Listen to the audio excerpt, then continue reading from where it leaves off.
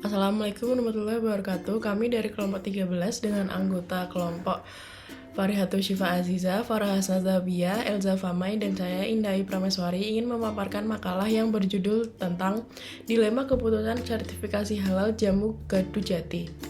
Menurut Ardakani et al., keragaman adalah perbedaan yang dipengaruhi oleh kepribadian, dimensi eksternal, serta dimensi organisasi. Dimensi internal meliputi usia, gender, orientasi seksual, kemampuan fisik, ras, dan etnis. Dimensi eksternal yaitu letak geografis, kebiasaan pribadi, pendapatan, agama, pendidikan, pengalaman kerja, status perkawinan, dan keluarga. Dimensi organisasi yaitu status manajemen, bidang pekerjaan, afiliasi serikat kerja, senioritas, klasifikasi fungsional, divisi atau kelompok, dan alokasi kerja. Sebuah organisasi didirikan dengan visi misi dan tujuan yang ingin dicapai, dan dalam upaya mencapai visi misi dan tujuan tersebut diperlukan berbagai dukungan sumber daya yang memiliki unsur organisasi seperti manusia, mesin, material, modal, metode-metode, dan juga dukungan sistem informasi dan komunikasi. Di antara unsur-unsur tersebut, manusia memegang peranan terpenting untuk mewujudkan kesuksesan organisasi. Kehadiran sumber daya manusia dalam organisasi mutlak menjadi penggerak utama dalam segala aktivitas yang dilakukan untuk mencapai tujuan organisasi. Sumber daya manusia yang ada di dalam organisasi tidaklah sama. Mereka berasal dari berbagai macam latar belakang yang berbeda, seperti latar belakang pendidikan, ekonomi, budaya, agama, ras, lingkungan keluarga, lingkungan sosial, motivasi, pemikiran, serta tujuan mereka terlibat dalam sebuah organisasi yang semuanya menjadi satu kesatuan dalam organisasi.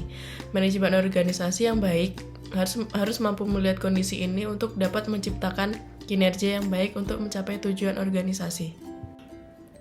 PT Gujati 59 adalah perseroan terbatas sebuah perusahaan jamu sejak tahun 2003 yang terletak di Desa Gupit, Muter, Sukoharjo. PT Gujati 59 memproduksi bermacam jamu seperti jamu pegalinu, sariawan usus, batuk, sari sirih, dan lain sebagainya.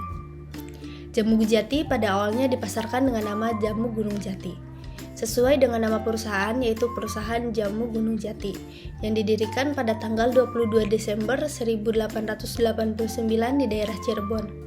Tidak lama setelah berdiri, perusahaan pindah ke Jakarta, menempati salah satu blok usaha di Perkampungan Industri Kecil, PIK Pulau Gadung, Jakarta Timur. Pada tahun 1996, perusahaan diambil alih oleh pemilik saat ini. Untuk menghindari kesan kedaerahan, pemilik baru kemudian merubah nama Gunung Jati dengan menyingkatnya menjadi Gujati 59. Angka 59 diambil dari nomor rumah tempat domisili pabrik di PIK saat itu.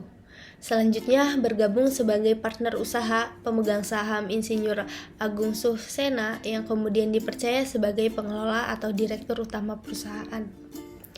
Pada tahun 2003, pemilik perusahaan memutuskan untuk memindahkan pabrik ke Desa Gupit, Kecamatan Muter, Sukoharjo, Jawa Tengah. Hal ini dilakukan dengan beberapa pertimbangan, antara lain, yang pertama, daerah Sukoharjo merupakan sentra jamu Jawa sehingga diperoleh atmosfer usaha jamu yang baik. Yang kedua, daerah Sukoharjo dan sekitarnya merupakan sentra bahan baku jamu sehingga diperoleh bahan baku yang lebih berkualitas dengan harga yang murah.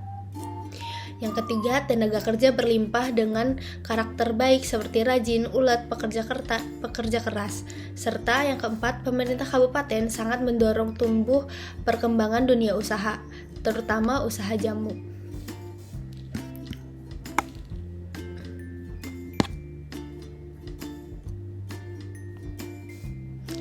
Saat pindah domisili ke Sukoharjo tahun 2003, perusahaan beroperasi dengan total sekitar belasan tenaga kerja meliputi tenaga kerja produksi atau pabrik, administrasi atau kantor, dan penjualan tenaga sales. Namun dari tahun ke tahun perusahaan terus berkembang secara signifikan hingga saat ini telah mempekerjakan sekitar 200-an karyawan dengan 23 cabang distribusi di hampir seluruh provinsi di Indonesia. Selanjutnya, rumusan masalah dari makalah ini yang pertama, bagaimana implementasi dari teori manajemen keanekaragaman di perusahaan Jamu Gujati. Setiap perusahaan memiliki kondisi sumber daya serta kondisi yang berbeda-beda, sehingga setiap kebijakan yang akan diambil harus melihat kondisi yang ada dalam perusahaan tersebut. Perusahaan tidak bisa membuat kebijakan hanya sekedar melihat dari perusahaan lain tanpa mempertimbangkan kondisi yang ada dalam perusahaannya. Karena ketika kebijakan yang diambil ternyata tidak sesuai dengan kondisi yang terjadi di perusahaan, maka akan menimbulkan konflik internal dalam perusahaan itu sendiri. Seperti halnya yang terjadi pada perusahaan Gujati, di mana pada saat itu manajemen PT Gujati menerapkan strategi pemasaran seperti perusahaan kapal api yang pada akhirnya menimbulkan protes dari karyawannya. Hal tersebut dikarenakan kebijakan manajemen yang diterapkan oleh perusahaan Gujati tidak sesuai dengan kondisi pekerjanya. Melihat fenomena tersebut mengindikasikan bahwa kebijakan manajemen yang bisa diterapkan di sebuah perusahaan satu belum tentu bisa diterapkan ke perusahaan lainnya. Dalam kepemimpinannya, Pak Agung selaku Direktur Utama perusahaan Jamu Gujati berusaha untuk menjadi teladan yang baik untuk karyawannya. Beliau berusaha untuk menciptakan lingkungan kerja yang positif untuk memunculkan semangat dari karyawannya. Pak Agung juga tidak segan untuk mengizinkan karyawannya untuk berkoordinasi langsung terkait operasional perusahaan. Meskipun dalam struktural beliau merupakan seorang direktur utama, tetapi Pak Agung terbuka kepada seluruh karyawannya untuk menyampaikan hal yang berkaitan dengan pekerjaan. Selaras dengan pendapat Kundu dan Moore tahun 2017, bentuk implementasi manajemen keragaman dapat dilakukan melalui pemeliharaan lingkungan kerja yang positif, memastikan karyawan memiliki kesempatan untuk meningkatkan kompetensi dan meningkatkan pengembangan diri karyawan. Selain itu, Jen dan Boy tahun 2004 menjabarkan bentuk implementasi manajemen keragaman dapat dilakukan dengan membentuk kerja yang fleksibel, menjalin hubungan kerjasama dengan mitra, perusahaan, dan menciptakan program untuk menarik serta mempertahankan karyawan. Dalam hal ini, perusahaan harus bisa menjadi wadah bagi karyawan dalam menuangkan ide serta kontribusinya untuk mencapai tujuan perusahaan.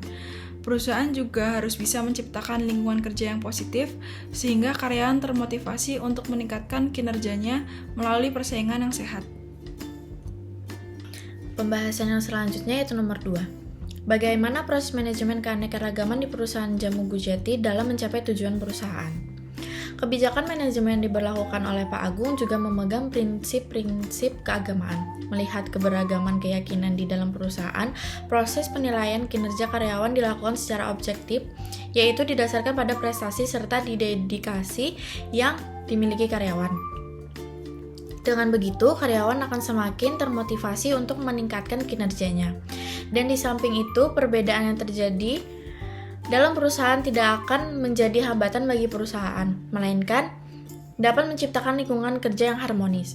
Seperti halnya pendapat Femi dan Prasetya yang menyatakan bahwa bentuk implementasi dari manajemen keragaman di dalam organisasi dapat dilakukan dengan menyediakan fasilitas kerja dan keagamaan.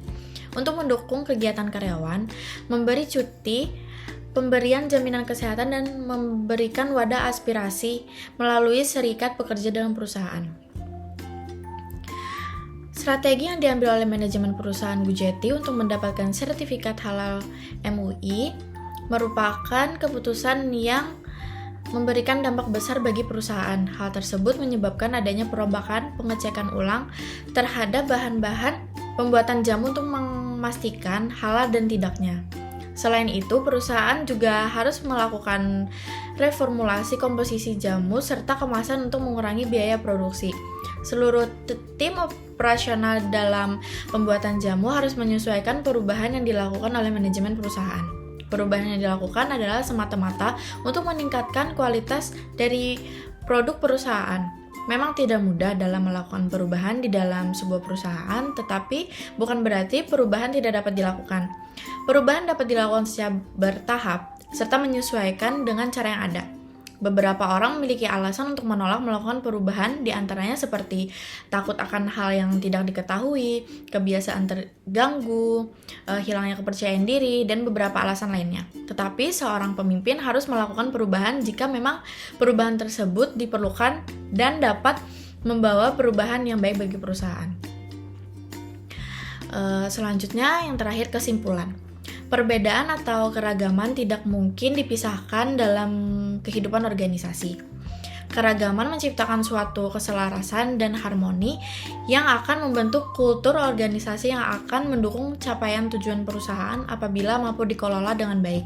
Dibutuhkan manajemen yang cukup mampu memahami setiap perbedaan yang ada. Peran pimpinan menjadi sesuatu yang mutlak untuk menyatukan perbedaan. Pimpinan harus mampu menghargai dan merangkul keragaman yang ada, mengkomunikasikan segala hal dengan tepat dan menjadikan motivator yang baik bagi setiap permasalahan karyawan, dan mampu menciptakan tim yang solid untuk menghasilkan kinerja maksimal. Sekian, terima kasih.